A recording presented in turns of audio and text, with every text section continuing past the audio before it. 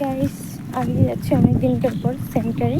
মানে তোমরা হয়তো অনেকে জানো যে আমি সেলাই সেন্টারে কাজ করি, অনেকে হয়তো জানো না সেলাই সেন্টারে কাজ করি, কিন্তু আমি সত্যি সেলাই সেন্টারে কাজ করছিলাম হয়ে গেল মাসখানেক, মানে 7-8 মাসের মতো।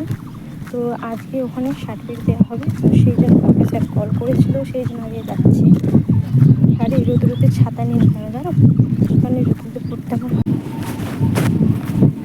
চারিদিকটা দেখো, আর রোদ বৃষ্টি পড়ছে এত, কি বলবো।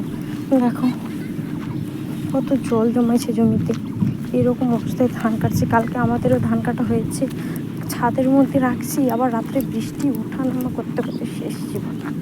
তো চলো ওখানে গিয়ে দেখা যাচ্ছে।